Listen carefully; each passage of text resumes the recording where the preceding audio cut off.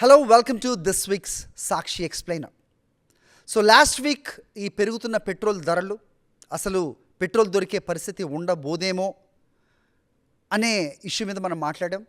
దానికి ట్రాక్షన్ కూడా చాలా వచ్చింది. సో ప్రస్తుతం కాంటెంపరీ ఇష్యూస్ మీద మనం ఎక్స్ప్లెయినర్ చేస్తూ వస్తున్నాం. And let's talk about cockroach Janata party this week. ఇది ఒక మీమా లేక మ్యాసివ్ యూత్ మూమెంటా? ఇప్పుడు ఇండియాలో సోషల్ మీడియాలో ఫాస్టెస్ట్ గ్రోయింగ్ పొలిటికల్ సోషల్ మూమెంట్స్లో ఇది ఒకటి, కాక్రోచ్ జనతా పార్టీ లేదా సిజేపీ. ఇది ఫస్ట్ ఒక సెటైర్లా స్టార్ట్ అయినా ఇప్పుడు యూత్లో ఉన్న ఫ్రస్ట్రేషన్కి ఒక మూమెంట్గా, అలాగే డిజిటల్ ప్రొటెస్ట్ ప్లాట్ఫామ్గా, మీమ్ డ్రివెన్ పొలిటికల్ ఫెనామినన్గా, మెయిన్ స్ట్రీమ్ పాలిటిక్స్కి ఛాలెంజ్గా మారింది. చాలా కొద్ది రోజుల వ్యవధిలోనే మిలియన్స్ ఫాలోవర్స్ ఇన్స్టాగ్రామ్లోకి వచ్చారు. లక్షల్లో మెంబర్షిప్ సైన్అప్స్ జరిగాయి. మేజర్ పాలిటీషియన్స్, యాక్టివిస్ట్, అలాగే ఇన్ఫ్లుయెన్షియర్స్ రియాక్ట్ అయ్యారు. ఆన్లైన్ పొలిటికల్ డిస్కషన్స్ మొత్తం కూడా ఈ మూమెంట్ చుట్టూ తిరుగుతున్నాయి అంటే అతిశయోక్తి కాదు. మరి ఎందుకు ఇంత మూమెంటం వస్తుంది? సిజేపీ అంటే ఈ కాక్రోచ్ జనతా పార్టీ డైరెక్ట్గా జెన్జీ ఫ్రస్ట్రేషన్స్ని టచ్ చేసింది. యూత్కి కనెక్ట్ అయిన మెయిన్ ఇష్యూస్ ఏంటి అంటే అన్ఎంప్లాయ్మెంట్, ఉద్యోగాలు లేకపోవటం, రైజింగ్ కాస్ట్ ఆఫ్ లివింగ్ అంటే కాస్ట్ ఆఫ్ లివింగ్ పెరిగిపోవటం, ఎగ్జామినేషన్ పేపర్ లీక్స్, నీట్తో సహా పేపర్స్ లీక్ అవటం, అలాగే ఆపర్చునిటీస్ లేకపోవటం, పొలిటికల్లీ అన్హర్డ్ ఫీలింగ్ అంటే మన వాయిస్ నిజంగా ఎవరన్నా వింటారా అనే ఒక ఫీలింగ్ రావటం, అలాగే పొలిటికల్ ఎస్టాబ్లిష్మెంట్స్ మీద frustration, social media censorship concerns అంటే మనం ఏది మాట్లాడినా దాన్ని సెన్సార్స్ చేస్తున్న ఒక ఫీలింగ్ సొసైటీలో పెరిగిపోవటం. ఈ మూమెంట్ బిగ్గెస్ట్ స్ట్రెంగ్త్ ఏంటో కూడా చూద్దాం. The biggest strengths of this moment చూస్తే సీరియస్ ఇష్యూస్ని హ్యూమరస్గా చెప్పటం, మీమ్స్ ద్వారా డిస్కస్ చేస్తూ ఉంటాం. నార్మల్గా పాలిటిక్స్ డిస్కషన్స్ అవాయిడ్ చేసే యూత్ కూడా ఇప్పుడు మీమ్స్ అలాగే ఈ సెటైర్స్ వల్ల ఎంగేజ్ అవుతున్నారు. వాళ్ళు కూడా వాళ్ళ వాయిస్ వినిపించడానికి ప్రయత్నిస్తున్నారు. అలాగే సోషల్ మీడియా ఎక్స్ప్లోజన్ ఏదైతే ఉందో ఇది కూడా ఒక స్ట్రెంగ్త్ అని చెప్పాలి. ఇన్స్టాగ్రామ్ గ్రోత్ కూడా ఒక రీజన్ అని చెప్పాలి. రిపోర్ట్స్ ప్రకారం చూస్తే 1 వీక్ లోపల, విదిన్ 1 వీక్ 10 మిలియన్ ఫాలోవర్స్ అంటే 1 కోటి మందిని క్రాస్ చేసింది. తర్వాత నియర్లీ 20 మిలియన్ అంటే 2 కోట్లకు రీచ్ అయింది. ఒక స్టేజ్లో చూస్తే మేజర్ నేషనల్ పొలిటికల్ పార్టీస్ కన్నా ఎక్కువ ఇన్స్టాగ్రామ్లో ఫాలోయింగ్ ఉందనే డిస్కషన్స్ కూడా వచ్చాయి. అయితే ఇంత వైరల్ ఎందుకైంది? కంటెంట్ స్ట్రాటజీ చాలా డిఫరెంట్గా ఉండడం మూలాన political memes, sarcastic campaign posters అంటే ఏఐని ఉపయోగించి ఈ జనరేటెడ్ కాక్రోచ్ ఇమేజరీ ఏదైతే క్రియేట్ చేశారో అది చాలా కరెక్ట్గా కనెక్ట్ అయింది అంటున్నారు. అలాగే యూత్ స్లాంగ్ అంటే మనం జనరల్గా మాట్లాడుకునేది అంటే ఒక పొలిటికల్ లాంగ్వేజో లేకపోతే గ్రాంధికమైన తెలుగో కాకుండా వారి లాంగ్వేజెస్లో ఇది రీచ్ అయ్యే విధంగా దీన్ని డిజైన్ చేయటం.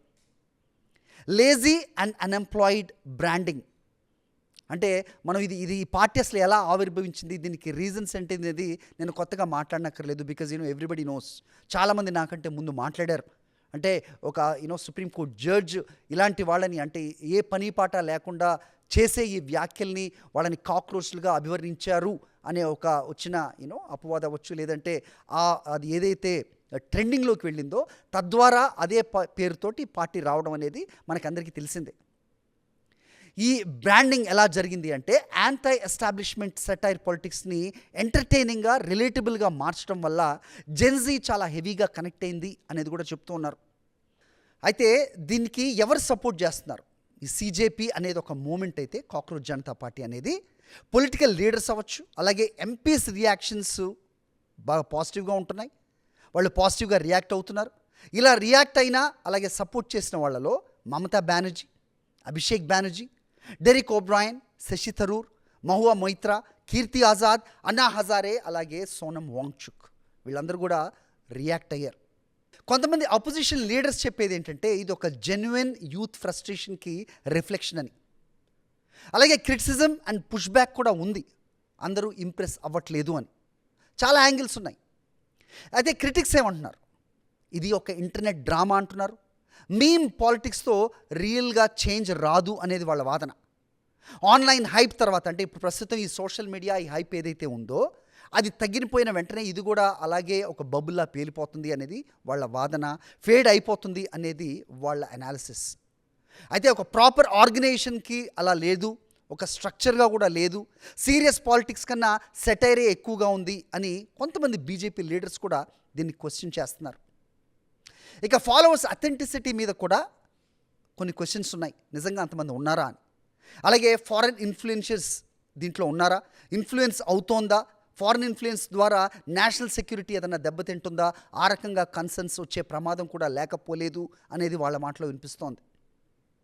ఇక కాక్రోచ్ జనతా పార్టీ 5 పాయింట్ల ఎజెండా ఉంది, 5 పాయింట్స్ ఎజెండా. పార్టీ మెసేజింగ్ మోస్ట్గా యూత్ సెంట్రిక్ ఇష్యూస్ మీద ఫోకస్ చేస్తుంది.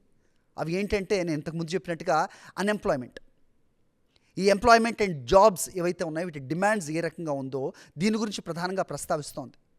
బెటర్ జాబ్ క్రియేషన్ ఎప్పుడు జరుగుతుంది, ఎలా జరగాలి అనేది చర్చిస్తుంది. ఫెయిర్ రిక్రూట్మెంట్ ఉందా అంటే నెపోటిజం గురించి మాట్లాడుతోంది.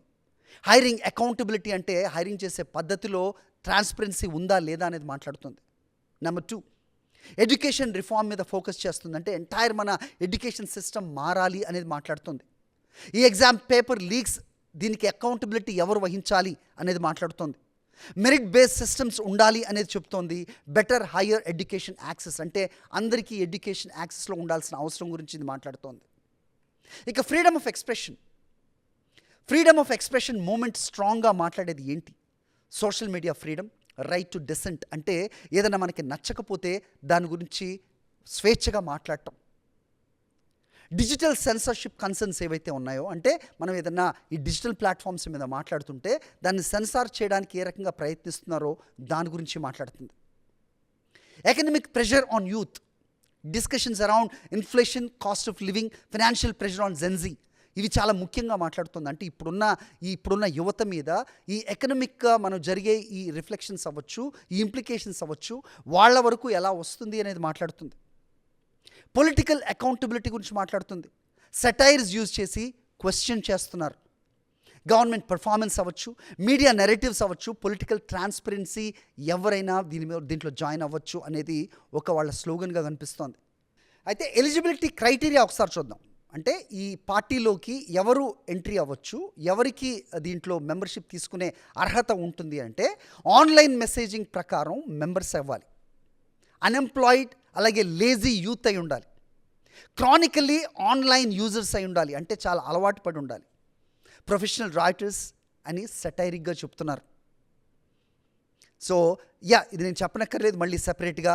సో ఏదైతే ఆ సదరు జడ్జ్ ఏదైతే వ్యాఖ్యానించారో, పని లేని వాళ్ళు, ఒక అన్ఎంప్లాయిడ్ యూత్ ఎవరైతే ఉంటారో, పని పాట లేని వాళ్ళు అనేది, దాన్నే వీళ్ళు ట్యాగ్ లైన్గా వాడుతూ ఒక సెటైరిక్గా వీళ్ళు చెప్తూ ఉన్నారు. కానీ యాక్చువల్ టార్గెట్ ఆడియన్స్ ఎవరు? Frustrated Indian youth. Bigger symbolism ఏంటి అంటే ఇది జస్ట్ కాక్రోచ్ గురించి కానే కాదు. కాక్రోచ్ జనతా పార్టీ అని పెట్టిన దానికి రీజన్ ఏంటి అంటే రెసిస్టెన్స్. మనకు తెలిసిందే, న్యూక్లియర్ ఎక్స్ప్లోజన్ జరిగినా అక్కడ సర్వైవ్ అవే ఈ స్పీషీస్లో కాక్రోచ్ ఒకటి, అంటే దానికి అంత రెసిస్టెన్స్ పవర్ ఉంటుంది. కాక్రోచ్ అనే సింబల్ రిప్రజెంట్ చేయడానికి కారణం అదే. ఏంటి అంటే ఇప్పుడున్న ఈ పరిస్థితులు ఏవైతే ఉన్నాయో దేశంలో, వాటన్నిటినీ అన్హెల్దీగా ఏదైతే ఉందో, అది కాంపిటీషన్ అవ్వచ్చు, ఎకనామిక్ సిస్టమ్ అవ్వచ్చు, పొలిటికల్ స్ట్రక్చర్ అవ్వచ్చు, వీటన్నిటిలో సర్వైవ్ అవ్వగలిగేది మేమే అనేది ఒక స్లోగన్ ద్వారా, ఒక ట్యాగ్ లైన్ ద్వారా వాళ్ళు చెప్పదలుచుకున్నారు. That is why they named it as cockroach Janata party. Survival, resistance ఒక మాటలో చెప్పాలంటే. అలాగే సిస్టమ్ ఇగ్నోర్ చేసిన వాళ్ళని యూత్ యాంగర్, కలెక్టివ్ ఐడెంటిటీగా మారటం ది టార్గెట్ ఆడియన్స్గా చూస్తున్నాం. వాళ్ళకి ఎమోషనల్ పవర్ ఇచ్చింది ఈ మూమెంట్కి. ఇక ఈ గవర్నమెంట్ ప్రెషర్స్ అలాగే కాంట్రవర్సీ మూమెంట్స్ ఇంకా ట్రాక్షన్ పెంచింది అని చెప్పాలి. అలాగే ఈ ఎక్స్ అకౌంట్స్ రిస్ట్రిక్షన్ చేయడం, నేను ఇంతకుముందు చెప్పినట్టుగా వీళ్ళ వాయిస్ బయటకు వెళ్ళకుండా చేయడం, అలెజ్డ్ వెబ్సైట్ టేక్ డౌన్స్, అంటే ఈ వెబ్సైట్ డౌన్ అయిపోయాయి, వీటిని ఆపేశారు అనే ఒక ఇది రావటం. అలాగే హ్యాకింగ్ అటెంప్ట్స్ క్లెయిమ్స్, అంటే మా ఈ అకౌంట్స్ని హ్యాక్ చేస్తున్నారు, ఇది జనాల్లోకి వెళ్లకుండా ప్రయత్నిస్తున్నారు అని ఇది బయటికి రావటం. లీగల్ నోటీసులు అలాగే కోర్ట్ కేసెస్ కూడా వీటి మీద వేయటం అనేది ఈ మొమెంటంకి ఇంకో మొమెంటం ఇచ్చింది అని చెప్పచ్చు. అయితే సపోర్టర్స్ ఏమంటున్నారు? సప్రెస్ చేయడానికి ట్రై చేసిన ప్రతిసారి క్యూరియాసిటీ ఇంకా సపోర్ట్ పెరిగింది అంటున్నారు. సప్రెస్ చేయడానికి ప్రయత్నిస్తే అంతే వేగంగా మేము లేస్తామని చెప్తున్నారు. అయితే బిగ్గెస్ట్ క్వశ్చన్ ఏంటి అంటే కాక్రోచ్ జనతా పార్టీ జస్ట్ ఒక వైరల్ మీమా, జెన్జీ ప్రొటెస్ట్ మూమెంటా, లేక ఇండియాలో న్యూ డిజిటల్ పాలిటిక్స్కి బిగినింగా? ఒక విషయం మాత్రం క్లియర్, ఆన్లైన్ పొలిటికల్ కన్జర్వేషన్ని ఇది ఆల్రెడీ చేంజ్ చేసింది. ట్రెడిషనల్ పొలిటికల్ పార్టీస్ ఇప్పుడు మీమ్ కల్చర్, సటైర్, అలాగే యూత్ ఫ్రస్ట్రేషన్ని ఇగ్నోర్ చేయలేని ఒక సిచ్యువేషన్కి వచ్చాయి. ఇది నిజం.